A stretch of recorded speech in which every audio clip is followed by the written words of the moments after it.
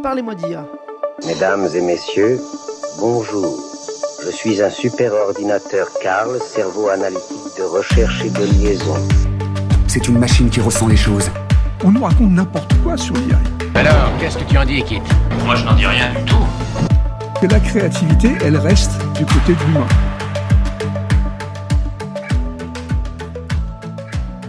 Bonjour à toutes et à tous, je suis Jean-Philippe Clément, bienvenue sur Parlez-moi d'IA. Parlez-moi d'IA sur Cause Commune, la radio pour débattre, transmettre et comprendre. Transmettre, comprendre, c'est aussi l'objectif que se fixe cette émission sur le sujet spécifique des data, des algorithmes et des intelligences artificielles. Nous avons 30 minutes pour essayer de mieux comprendre ces nouveaux outils. Cause Commune que vous pouvez retrouver sur le web cause-commune au singulier.fm, sur la bande FM à Paris sur le 93.1 et sur le DAB+, et en podcast sur votre plateforme préférée. Merci d'être de plus en plus nombreuses et nombreux à nous écouter. N'hésitez pas à nous faire savoir si vous appréciez cette émission avec vos likes, étoiles, commentaires, aussi bien sur l'émission que sur cet épisode. C'est notre seule récompense. Allez, si vous le faisiez tout de suite, là, maintenant, à l'instant, on vous laisse quelques secondes, le temps de l'introduction, pour le faire. Merci beaucoup. Cette semaine, comme vous le constatez, par le son, émission spéciale, émission différente, je vous emmène avec moi à Montpellier, qui connaît une semaine particulièrement chargée en matière d'actualité concernant l'IA. Je n'ai pas pu emmener Jérôme dans les bagages, mais je le salue quand même de loin. J'assure donc l'entière responsabilité de cette émission, de cette réalisation et de la qualité sonore. Veuillez m'excuser par avance. Je remercie notre directeur d'antenne, Olivier Gréco, d'accepter de ce type d'expérimentation et de nous donner cette opportunité de vous parler de la data et de l'IA. Merci à vous, chères auditrices et chers auditeurs, de tester ou d'écouter de nouveau cette émission et cette radio. Nous sommes très heureux car notre campagne de financement participatif a atteint son premier objectif, celui de remettre tout juste notre trésorerie à flot au niveau de la radio. Mais on continue notre campagne car notre radio associative, animée uniquement par des bénévoles et sans salariés, a encore besoin de quelques euros pour vraiment se remettre à respirer normalement. Deuxième objectif, ça c'est le deuxième objectif. Et puis éventuellement, on va développer des nouveaux projets, ça c'est le troisième objectif. Alors aidez-nous avec une petite, une moyenne ou une grande contribution et laissez un petit message de soutien. Cela nous fait toujours aussi plaisir sur causecommune.fm. Nous sommes donc à Montpellier qui connaît une semaine extraordinaire. Le 4 décembre a eu lieu le premier festival des films générés par l'IA. On en parlait la semaine dernière. J'espère que nous aurons d'ailleurs l'occasion d'en reparler plus en détail avec les contributions des organisateurs de ce festival. En décembre a également eu lieu une conférence à la Cité de l'économie et des métiers de demain intitulée « La peur, la confiance et moi » et l'IA dans tout ça. À l'heure où je vous parle, jeudi 7 décembre, à l'hôtel de Montpellier Méditerranée Métropole a lieu une journée professionnelle des collectivités territoriales intitulée « L'intelligence artificielle va-t-elle nous remplacer ?» que nous avons eu l'occasion d'évoquer à cette antenne la semaine dernière avec Céline Colucci, la déléguée générale des Interconnectés. Ce week-end, les 8 et 9 décembre, a lieu le deuxième rendez-vous de la Convention citoyenne sur l'IA de Montpellier. Donc une actualité très chargée, une actualité totalement assumée, puisque Montpellier est candidate pour devenir un IA cluster, une capitale de l'IA. Et nous allons retrouver immédiatement Victor Kahn, un des artisans de cette effervescence autour de l'IA à Montpellier, pour évoquer tous ces sujets. Donc là, on va avoir une petite coupure et on se retrouve dans le bureau de Victor. Bonjour Victor Kahn. Bonjour. Merci de nous recevoir dans votre bureau de l'hôtel de Montpellier Méditerranée Métropole, c'est bien ça ? Ouais. Dans un premier temps, est-ce que je peux vous demander de vous présenter et de nous dire quel est votre rôle au cœur de cette vitalité IA à Montpellier ? Absolument. Donc moi je m'appelle Victor Kahn, effectivement je suis conseiller du maire Michael Delafosse, maire de Montpellier et président de Montpellier Méditerranée Métropole, et je me charge de ces dossiers liés au numérique dans la ville et la métropole de Montpellier. Dont les dossiers qui concernent l'IA notamment. Oui, absolument. Alors on a un foisonnement de sujets à Montpellier, on est très proactif et volontariste sur ces problématiques. On a les sujets d'intelligence artificielle qui évidemment ont connu un boom médiatique et démocratique avec l'émergence des IA génératives. On a la cybersécurité, le numérique responsable, la fibre optique, tout un tas de sujets hyper intéressants. Alors, parlez-moi d'IA, c'est le titre de l'émission. Montpellier souhaite devenir cluster IA. Ouais, c'est ça. C'est ça, c'est le bon terme. On va dire place forte de l'intelligence artificielle en France, ouais. C'est quoi un cluster IA et qu'est-ce que ça implique pour Montpellier? Comment on candidate pour devenir cluster IA? Alors, Cluster IA, en fait, c'est l'IA Cluster, c'est un appel à projet qui a été lancé par l'État au mois de septembre dernier, où en fait, ils ont demandé au territoire de faire valoir leur proactivité en matière d'intelligence artificielle générative. Nous, on s'est dit, chiche, on va montrer ce qu'on fait à Montpellier, et on fait plein de choses sur la métropole. Verdict en janvier, on va passer devant un jury qui va évaluer un petit peu notre proactivité sur les différents événements qu'on mène, et on en mène plein dans différents domaines liés à l'intelligence artificielle. On va y revenir. Vous, votre rôle, on va faire un petit point sur votre rôle. Vous êtes conseiller aujourd'hui du maire et de Montpellier et du président de Montpellier Méditerranée Métropole, c'est la même personne hein, oui. Dans ce domaine. Et vous avez un passé assez riche déjà sur la data et le gouvernement ouvert. Ouais. Ce passé, ça vous aide aujourd'hui dans votre rôle de conseiller? Absolument, et c'est assez drôle parce que je suis un peu tombé dans la data il y a par hasard, quoi. C'est-à-dire que en fait, moi j'étais étudiant en sciences politiques à la base, toujours à Montpellier. Je suis allé sur Paris pour faire ma fin d'études en master, et en fait, j'ai découvert que l'intelligence artificielle et plus précisément la donnée et l'open data, c'était des sujets qui me plaisaient beaucoup puisque j'ai fait une alternance au ministère du numérique, au secrétariat d'État au numérique, plus précisément à la mission Etalab. La mission Etalab, elle a encore pour mission d'accompagner les administrations centrales dans l'ouverture de leurs données. Et je me suis dit, mais c'est génial en fait, parce que ça permet plein de choses, la transparence, l'attractivité des territoires. Et il y avait une offre, une candidature, un poste qui s'était ouvert au département de l'Hérault. Je me suis dit, mais c'est trop beau, je vais faire ce que j'aime dans mon territoire natal. Donc je suis revenu au département de l'Hérault, et puis de fil en aiguille, je me suis rapproché du maire-président de la métropole, et me voilà à le conseiller sur ces sujets numériques. Et alors du coup, ça consiste en quoi d'être conseiller d'un élu d'une collectivité quand même qui aspire à devenir capitale de l'IA, international de l'intelligence artificielle, ouais, absolument. Déjà, c'est à mettre en partage avec notre candidature pour devenir capitale européenne de la culture, et à ce titre, on a beaucoup d'événements. Ça, c'est pour quelle date, capitale européenne de la culture? Capitale européenne de la culture, là, c'est pour le 13 ou 14 décembre, là, qu'on va avoir le résultat. Donc, c'est tout proche. Ah oui, d'accord. On va savoir qui de Montpellier, Bourges, Clermont-Ferrand ou Rouen devient capitale européenne de la culture. D'accord. Il y a pas mal de suspense, et on espère vraiment obtenir le titre parce que on déploie énormément d'énergie autour de ça. Il y a une candidature commune qui est vachement forte de 154 communes du territoire. Ouais. Et sur l'intelligence artificielle, d'ailleurs, on déploie des énergies autour de la culture aussi. On en parlait sur les événements. Nous avons organisé par exemple au MoCo, au musée d'art contemporain de Montpellier, une table ronde, première en France, sur les impacts de l'intelligence artificielle dans le milieu de l'art. Ça s'appelait l'art à l'ère de l'intelligence artificielle. Ça, c'était récemment? C'était le 19 octobre dernier, ouais, tout à fait. Le replay est disponible sur YouTube. Si vous tapez MoCo intelligence artificielle art, vous allez le trouver. Et qu'est-ce qu'il en est ressorti de cette... Écoutez, plein de choses et des points de vue assez pluraux. Il y avait par exemple des artistes AI, donc des personnes qui font de l'art avec l'intelligence artificielle, qui défendaient un peu leur point de vue, c'est-à-dire que c'est une nouvelle forme d'art, que c'est la révolution d'un outil, comme la photographie a été la révolution. Ils ont plus des pinceaux, mais ils ont des prompts, c'est ça? Voilà, exactement. Et ils designent eux-mêmes leurs tableaux dans une toute nouvelle forme d'art qui est assez particulière. Il y avait des professeurs et enseignants en droit d'auteur et des professeurs en art qui étaient plutôt plus techno-scrupuleux, je peux dire, mais c'était ça qui était intéressant dans la manière de voir cette nouvelle technologie. Et puis il y avait des startups qui servent plus largement de la culture, enfin de l'intelligence artificielle, pour transmettre des choses dans le milieu de la culture. Par exemple, il y avait Marion Carré, la responsable de la startup Ask Mona, qui nous a parlé de ces magnettes qu'elle développe. Ces magnettes sont révolutionnaires parce qu'en fait, c'est une personnalité de l'histoire connue, François Ier, Henri IV, Olympe de Gouges, Jeanne d'Arc, où au dos, vous avez un petit QR code, vous scannez le QR code et vous pouvez converser avec la personne en question. D'accord.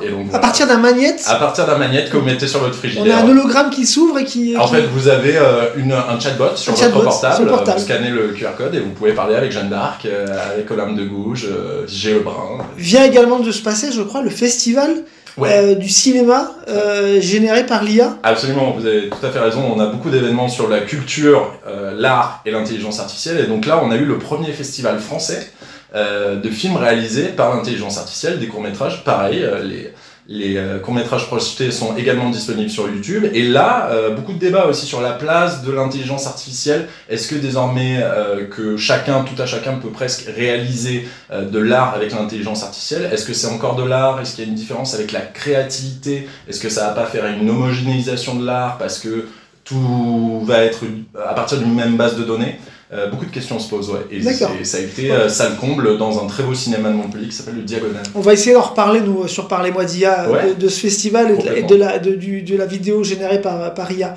Si on revient au cluster IA, ou alors IA Cluster, IA Cluster, ouais. IA Cluster, c'est quoi en fait un IA Cluster à l'échelle nationale? Alors à l'échelle de Montpellier, Ouais, surtout, je peux de vous en Montpellier. parler, c'est un regroupement qu'on a appelé IA Méditerranée, un regroupement d'entrepreneurs, de chercheurs, une centaine d'entrepreneurs et de chercheurs de la métropole de Montpellier qui se réunissent autour de cette candidature pour montrer que Montpellier est proactive sur la question de l'intelligence artificielle. C'est inédit. On n'avait D'accord. jamais eu un regroupement comme ça de personnes qui travaillent sur l'intelligence artificielle, des spécialistes. Aujourd'hui, on était à un sommet des interconnectés. On a eu des chercheurs sur la partie intelligence artificielle qui nous ont raconté ce que font par exemple leurs étudiants, des entreprises qui servent de leur intelligence artificielle pour développer par exemple des solutions sur les délibérations hyper intéressantes. Et tout ça, ça se passe à Montpellier.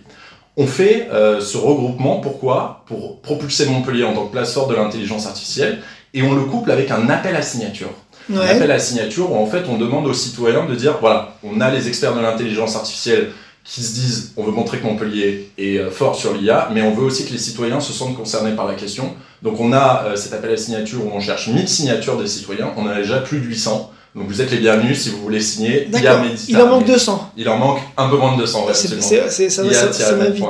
Et du coup, ça va apporter quoi au territoire, ouais, et à son tissu économique en général? Alors, la métropole de Montpellier, ça va être très important, notamment pour le tissu universitaire, parce que la candidature, elle est véritablement portée par l'Université de Montpellier. À ce titre, je salue Anne Laurent, la vice-présidente de l'Université de Montpellier, qui est vraiment porteuse de ce sujet. Ça va être une dotation de l'État qui sera fortement importante pour le développement de projets de l'intelligence artificielle et qui sera couplée de projets avec la métropole de Montpellier.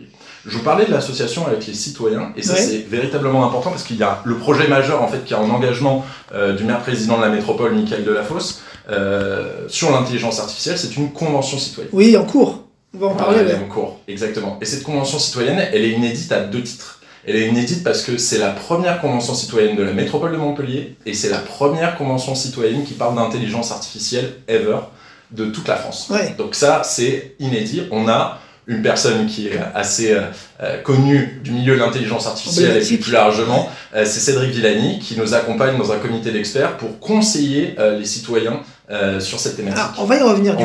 Méthodologiquement, oui. Ça veut dire quoi, convention citoyenne? Qu'est-ce qu'on doit mettre en place quand on lance une convention citoyenne? Là, c'est sur une question autour de l'IA. Ouais. C'est quoi le dispositif? Comment ça se passe? Qu'est-ce que vous avez fait exactement? Excellente question. En fait, on est allé faire cette convention citoyenne. Elle se rassemble pendant 3 week-ends. Donc là, le premier week-end a déjà eu lieu. Le deuxième week-end va avoir lieu là le vendredi 8 et samedi 9. Donc, ce ne sont que des citoyens. Ce ne sont que des citoyens. En fait, c'est 40 citoyens qui sont sélectionnés par leur âge, catégorie socio-professionnelle, profession, commune d'appartenance. C'est une consultation qui est métropolitaine, dans les 31 communes de la métropole. Et le but, c'est qu'ils soient représentatifs des 500 000 habitants de la métropole. D'accord. La seule exigence, c'est qu'il n'ait aucun lien professionnel avec l'intelligence artificielle. Pour ne pas avoir de biais vis-à-vis de la consultation, il faut vraiment qu'ils parlent de leur avis de citoyen, sur leur avis de tous les jours, sur les mobilités, la transition écologique, la santé, etc. Le but, c'est vraiment ça, c'est qu'ils s'expriment sur ce qu'ils ont envie de faire pour le territoire, en étant conseillés par des spécialistes, oui, c'est ça. Des experts de la question, et en étant accompagnés notamment par un cabinet qui s'appelle Civiteo, piloté par Jacques Priol, donc référence bien connue de l'intelligence artificielle. Au niveau national. Absolument. C'est quoi exactement la question qu'il leur est posée à ce panel de 40 citoyens, c'est ça? Un panel de 40 citoyens, donc la question large qu'il aurait posée avec évidemment des ateliers pour traiter de chacune des thématiques. La question de la convention, c'est Montpellier à l'heure de l'intelligence artificielle. Quelle intelligence artificielle pour les habitants et le territoire? C'est-à-dire comment on sert de l'intelligence artificielle pour qu'elle soit éthique, souveraine, responsable et dans un objectif d'être vertueuse pour ses habitants. Jusqu'où on va, quoi. Jusqu'où on peut aller dans les capacités de l'intelligence artificielle, ou est-ce qu'on s'arrête? Est-ce qu'on met en place dans tous les domaines, c'est ça? Voilà. Et l'idée, c'est que à partir du mois d'avril, on va proposer ces préconisations des citoyens aux élus du Conseil de métropole, qui les voteront en assemblée. Ces préconisations seront également présentées au grand public à la fin du mois d'avril, et en juin, on votera le résultat de ces préconisations qui seront inscrites dans la stratégie IA et data du Conseil de métropole, D'accord. donc de la métropole de D'accord. Montpellier. Mais du coup, alors, comme l'IA, c'est quand même souvent une question technique. Bien sûr. C'est parfois un peu pointu. Oui. C'est important d'associer comme ça les citoyens Absolument. à cette réflexion. Absolument. Le maire président de la métropole est vraiment concerné par cette démarche de démocratie participative et veut associer les citoyens sur cette thématique parce que on se pose des questions. Beaucoup ont des craintes ou pensent qu'il y a des opportunités autour de l'intelligence artificielle. Et l'idée, c'est de s'entourer d'experts. Évidemment, on ne fait pas de la sorcellerie. Il faut qu'il y ait des experts qui nous disent ça, c'est réalisable, ça l'est pas. Néanmoins, sur la vertu des choses, on pense que c'est les citoyens qui sont les plus à même de dire ça paraît intelligent pour le territoire, on veut le faire. Et donc, évidemment, on les consulte en associant l'expertise du comité. Et donc les contenus auxquels on les expose n'est pas trop technique pour eux? Non. En C'est fait, progressif, c'est comme... Voilà, exactement. C'est-à-dire, ils se réunissent 3 week-ends et le but, c'est qu'il y a des présentations sur ce qui se fait par ailleurs dans d'autres collectivités, les compétences des collectivités, l'intelligence artificielle, comment elle se met en place par ailleurs, est-ce qu'il y a des choses qui sont bonnes ou pas bonnes, des fausses bonnes idées, etc. Et vous parliez de Cédric Villani. Qui d'autre fait partie de ce comité d'experts? Oui, alors il y a Monsieur Villani donc, qui est venu, en fait on les réunit en comité d'experts où ils discutent des opportunités liées à la convention. Monsieur Villani est venu directement à la convention pour dialoguer avec eux pendant 1 heure, donc c'était un moment très appréciable pour eux, ils ont pu lui poser toutes les questions. On a d'autres personnes dans ce comité d'experts, je peux citer à cet égard Bertrand Montubert. Oui. Bertrand Montubert qui est le président du groupement Equitia, Equitia qui traite notamment de l'éthique de la donnée, donc ça c'est très important pour parler d'intelligence artificielle, comment on peut faire de la vertu avec l'éthique. À ce titre-là, il y a également Madame Emmanuelle Rial-Sebag, qui est responsable de l'éthique d'Equitia. Il y a Anne Laurent, dont je parlais tout à l'heure, vice-présidente de la science des données de l'université. On la retrouve partout, mais en même temps... C'est des contributeurs et c'est aussi finalement des garants du débat. Comment ça se passe? C'est quoi leur rôle en fait à ces experts? C'est de nous conseiller, de conseiller la métropole de Montpellier, de conseiller les équipes de la métropole sur quelles questions poser aux citoyens, de répondre aux questions qui peuvent avoir les citoyens aussi en supplément et d'orienter sur la manière d'organiser cette convention quoi finalement. C'est un peu effectivement des garants de la méthodologie. Je finis sur juste les membres de la convention. On a également Monsieur Gilles Babinet qui est le premier secrétaire du Conseil national du numérique, donc qui charge d'organiser des consultations sur le numérique un peu partout sur le territoire. Et on a Arnaud Youalalen, qui, je vais dire, est un peu notre caution entrepreneuriale, mais en même temps, quelle belle caution. Arnaud Youalalen est président directeur général de l'entreprise Numalis. Numalis se charge de faire de la standardisation de données. La standardisation de données est très très importante dans le cadre de l'intelligence artificielle et il y a beaucoup de dialogues qu'il instaure avec Bruxelles, notamment dans le cadre de la réglementation AI Act qui est en train d'être faite pour réglementer l'usage de l'intelligence artificielle dans les États membres de l'Union européenne. D'accord. Et est-ce qu'on peut imaginer que le panel va être également va bénéficier des apports de personnes qui seraient plus, entre guillemets, IA sceptiques? Est-ce que vous allez les exposer à des gens qui vont venir leur dire attention l'IA c'est dangereux Il peut y avoir de tout en fait. Les avis sont nuancés, le but c'est pas de leur montrer que des techno-BA. Je peux pas vous en dire plus sur les contenus de la convention parce qu'elle a lieu pour l'instant. Donc elle va avoir lieu ce week-end, la prochaine session. Prochain rendez-vous. Et le but n'étant pas de spoiler, si je peux le dire ainsi, les contenus de la convention pour ne pas gêner les travaux. Mais en tous les cas, oui, on a, je pense, les garanties sereines que le débat est objectif avec les membres de la convention et que ça se déroule dans un parfait cadre d'apaisement. Est-ce que vous avez prévu, par exemple, de faire intervenir un représentant des scénaristes hollywoodiens pour parler de partage de valeurs et pour parler de... La partie culture, ça pourrait être intéressant. Pour la partie culture, ça pourrait être intéressant. Plus que dans la Convention citoyenne, ça pourrait être intéressant dans les débats qu'on mène sur l'intelligence artificielle et l'art. Et on a eu ce type de réflexion d'ailleurs sur le festival du court-métrage. On a eu, mais attention parce que est-ce que ça détruit pas le métier d'artiste? Et donc il y a eu des réponses qui sont plus ou moins favorables à ça, Tout à fait. Et j'imagine que vous allez parler des conséquences environnementales. Aussi, voilà, absolument. Il va y avoir forcément une façon d'aborder aussi cette question-là.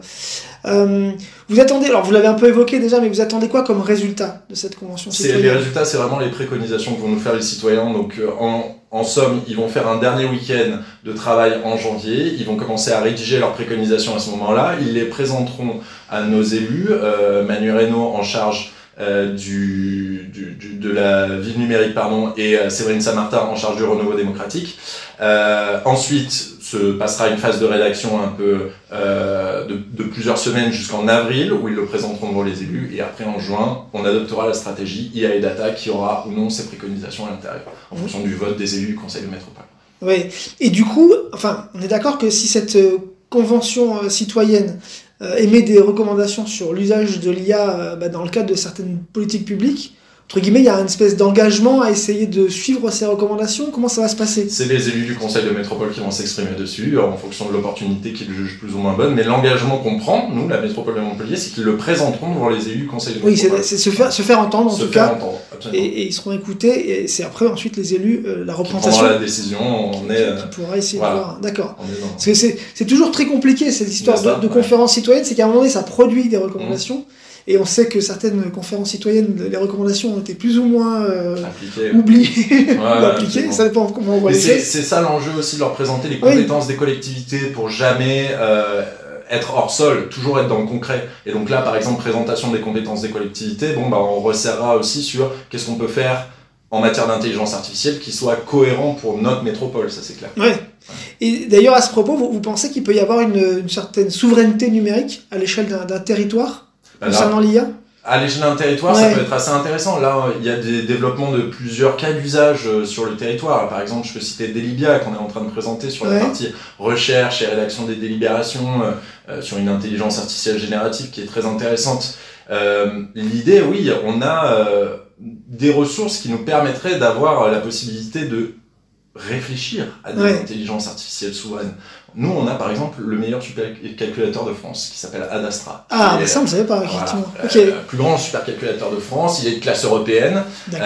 Il est en plus labellisé écologiquement viable, voilà. Dans la métropole. Dans la métropole, c'est au sein du CINES, le Centre international du numérique, le Centre informatique national, pardon. Et donc, ce supercalculateur Adastra nous permet par exemple de faire des prédictions sur la météo, des choses hyper intéressantes. Donc voilà, il calcule un grand nombre de données pour avoir des usages concrets. Il est dans un cadre universitaire, c'est ça ? Absolument, ouais, tout à fait. Le CINES, c'est juste à côté du LIRM, le laboratoire d'informatique, robotique et microélectronique, qui appartient à l'université de Montpellier. Donc quand je vous disais que l'université de Montpellier fait beaucoup de choses, on voit oui, c'est clair. Voilà. Et là, donc, du coup, les différents acteurs du territoire qui font de l'IA peuvent éventuellement essayer d'utiliser ce supercalculateur s'ils ont un projet en particulier. Pourquoi pas, ouais. Je pense que les équipes là-bas, Michel Robert, pour ne pas le citer, sont ouvertes à... elles sont ouvertes à tout dialogue pour savoir des projets qui seront concrets sur le territoire. Je connais ce cas d'usage autour de la météo qui permet de calculer la trajectoire des tornades, par exemple. Quel meilleur usage vertueux que protéger les populations ? Voilà, on en a un c'est clair. Qui est particulièrement précieux.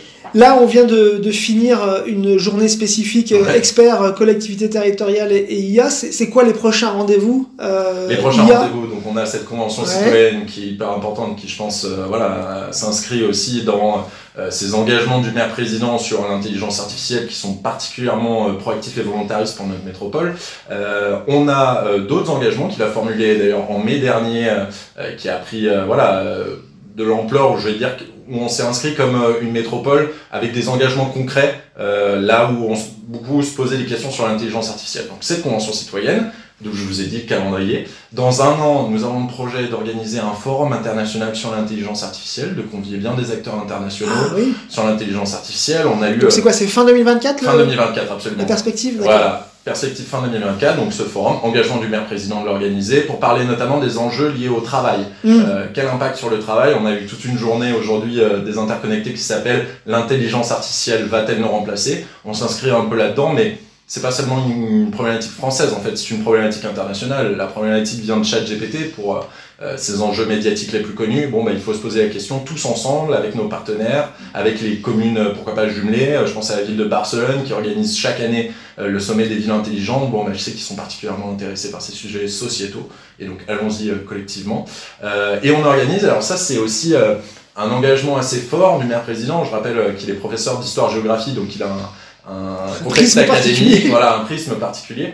On est le premier territoire de France à avoir fait un accord de principe autour de la formation à l'intelligence artificielle et de l'acculturation sur les sujets d'IA pour les publics scolaires. Donc on est avec le rectorat, l'université, les 3 collectivités territoriales, donc ville, métropole, département, région, pour organiser des formations à destination des publics scolaires. Donc les petits Montpelliérains seront des prompt masters avant les autres.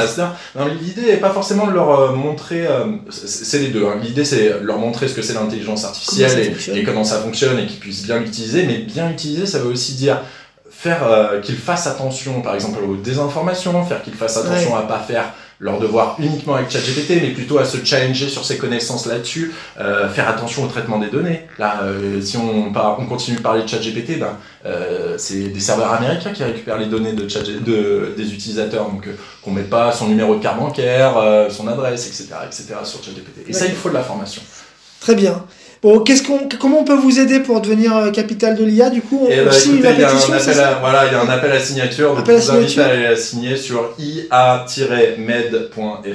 D'accord. Pour IA Méditerranée. On remettra le lien dans le podcast. Et donc vous pouvez aller consulter ce lien et suivre évidemment la page de Montpellier Méditerranée Métropole pour voir nos actualités sur l'intelligence artificielle. Bon, super. On vous souhaite le meilleur. Merci beaucoup Victor de nous avoir reçus et puis de nous avoir expliqué la stratégie de Montpellier pour devenir capitale de l'IA. Merci. C'est l'heure de conclure. Comme vous aurez pu le constater, Montpellier est donc en ébullition concernant l'IA, aussi bien son écosystème, ses politiques, sans oublier ce qui est très bien d'y penser, ses citoyens. On attend avec impatience les résultats de cette convention citoyenne pour voir si d'autres territoires poussent le questionnement citoyen encore plus dans le détail. N'oubliez pas de liker cet épisode, ça manipule l'algorithme. Et c'est cool de manipuler l'algorithme. Restez sur 93.1 FM sur Cause Commune. Je vous laisse entre de bonnes mains, celle des émissions de Cause Commune, Rayon Libre pour le vélo, Libre à toi pour le logiciel libre, et tout de suite là je pense que ça va être les lapsus de l'actu. À vous les studios, à bientôt.